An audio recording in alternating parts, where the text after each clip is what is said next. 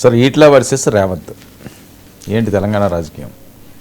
అంటే ఈటెల రాజేందర్ ఈ మధ్య మాట్లాడారు, మనం కూడా మాట్లాడాం కదా. అది తెలంగాణ దివాలా ఎత్తింది, ఎవడ అప్పు పుట్టట్లేదు, దొంగల్లాగా చూస్తున్నారు ఈయన అన్నాడు. దానికి అందరూ తలా ఒకటి వడ్డీ ఇచ్చారు, బాగానే ఉంది. కానీ ఆ క్రమంలో ఈటెల రాజేందర్ కొంచెం తీవ్రంగా మాట్లాడారు ఫస్ట్. అంతేకాకుండా జగన్కు అక్కడ చంద్రబాబుకు నడుస్తున్నట్టుగా రేవంత్ రెడ్డి ఒక సైకో, ఒక శాడిస్టు, అంటే దాదాపు మనం పదాలు తిట్లతో పాటు బిరుదులు కూడా సేమ్ ట్రాన్స్ఫర్ చేసుకుంటున్నట్టుగా ఉన్నాం. నిజానికి రేవంత్ రెడ్డి అని జగన్కి అనుకూలం కాదు. ఆయన ముఖ్యమంత్రి అయిన తర్వాత జగన్ వచ్చి కేసీఆర్ను పలకరించాడు కానీ నన్ను చూడలేదని వెళ్ళినటువంటి పరిస్థితి. సో సైకో, శాడిస్టు, పాటని ఫస్ట్ అని ఇవన్నీ అనేసరికి కాంగ్రెస్ వాళ్ళు అలాగే మంత్రులు కొంత దాన్ని సీరియస్గా తీసుకున్నారు. వాళ్ళు సరదాగా ఏమన్నా, సరదా కాదు, వాళ్ళు అపహాస్యం చేస్తుంది ఏంటంటే ఈటెల ఇప్పుడు కాదు అప్పుడు బీజేపీకి లీడర్ అయిపోవాలని చూస్తున్నాడు.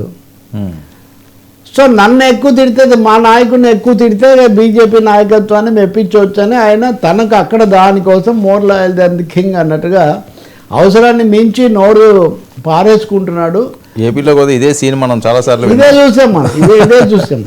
సో ఈ శాడిస్టు ఫ్రస్ట్రేషన్లో ఉన్నాడు, రేవంత్ రెడ్డి ఫ్రస్ట్రేషన్లో ఉన్నాడు అని ఈటెల అంటే, ఈటెల చాలా ఆరాటంలో అత్యుత్సాహంలో ఉన్నాడు. దానికోసం అనవసరంగా నోరు జారుతున్నాడు, విలువ పోగొట్టుకుంటున్నాడు. ఒకవేళ మీ పార్టీలో నీకేమైనా సమస్యలు ఉంటే నువ్వు తీసుకో,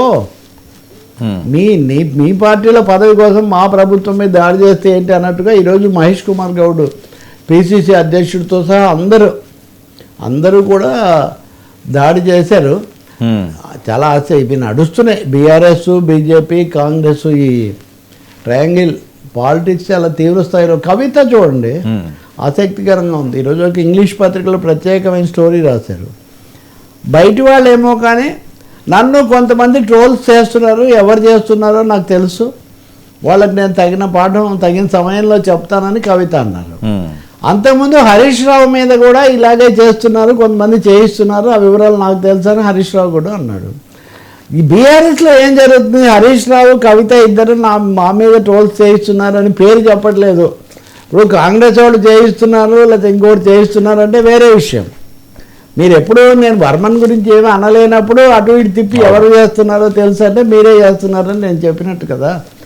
కాబట్టి ఎందుకు ఇది జరుగుతుంది అంటే ఒక అంతర్మథనం ఏదో బీజేపీలో, బీఆర్ఎస్లో, కాంగ్రెస్లో సరే జరుగుతున్నట్టుగా ఉంది.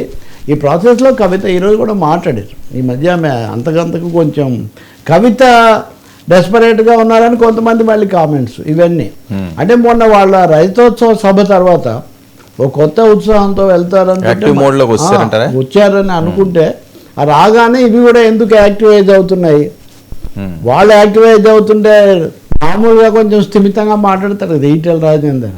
అవును, ఈయన సైకో భాష ఎందుకు తీసుకున్నాడు సార్? ఇంకా మంత్రివర్గం విస్తరణ చేయకపోవడానికి కారణం ఏంటి సార్? కాంగ్రెస్ అందుకే బ్రేక్ వేసింది. కాంగ్రెస్ అధిష్టానం కారణం ఏదైనా బ్రేక్ వేసింది. చాలా ఆలస్యం. అది రేవంత్ రెడ్డికి అంత ఇబ్బందిగానే ఉంది అది. ఇంకోటి ఇప్పుడు ఉదాహరణకు ఆర్టీఐ కమిషనర్ల నియామకానికి 5 పేర్లు పంపిస్తే వాళ్ళలో 2 పేర్లు గవర్నర్ ఆమోదించలేదు. హరిప్రసాద్ ఒకటి, ఇంకొక పేరు కూడా. 2 పేర్లు ఆపి మిగిలిన వాళ్ళకి మట్టుకే ఒకరినేమో మార్చారు. ఇవన్నీ కూడా చేశారు. కాబట్టి గవర్నర్ కూడా అసర్టివ్, ప్రభుత్వం ఏదో పంపింది అని చేయటం కాకుండా ఒక విధమైన ఒత్తిడి ఆ విధంగా నెమ్మదిగా పెరుగుతుంది రేవంత్ రెడ్డి మీద కేంద్రం వైపు నుంచి కూడా అన్నది వినిపించే మాట.